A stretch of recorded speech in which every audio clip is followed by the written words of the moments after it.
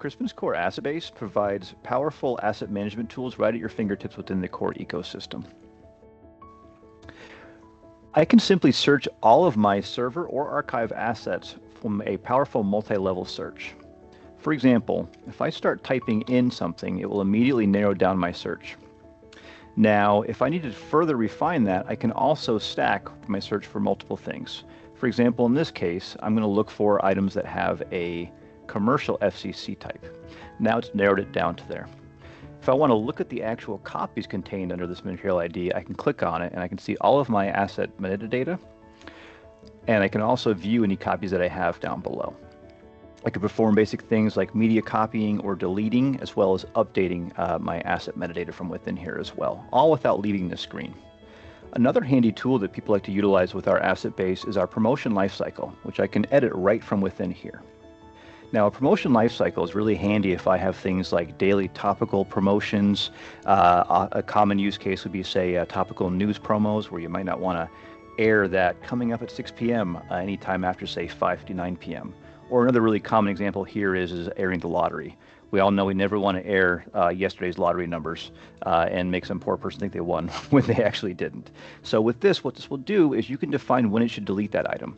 So again, for the lottery example, you might want to set this to delete, say, 2 minutes after your lottery is scheduled to air. That way you can guarantee it will never accidentally go over the air incorrectly. It can also be for daily, weekly, monthly items as well as various different scenarios. Now, that's one example. But also, another really useful tool here is that you can stack a list of assets that you want to modify. And honestly, we often kind of call this a shopping cart, if you will, internally. What I mean by that is I can select one or multiple items, and I can send them to my cart, and then I can either grab additional items or even perform a different search, and then select different items again, and just keep stacking to add to this, once again, kind of like a shopping cart, right? Or a queue of items that I want to perform. Now, after I've got my list of all of them within here, I can select from my different functions, such as, again, if I have an archive system within here, I can tell it to archive or restore. If I need to mirror it to somewhere else, I can perform that from here, or even things like extending my expiration date, which can be really handy to do across multiple assets now, instead of having to go and individually find items and update them.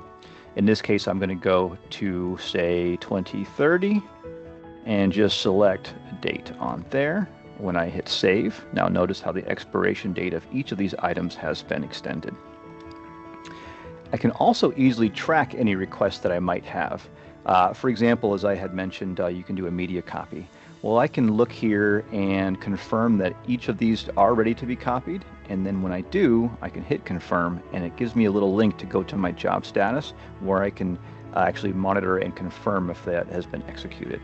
You can also see at the top I have some basic other commands such as retrying, canceling, deleting old requests, and things like that. And that's our core asset base.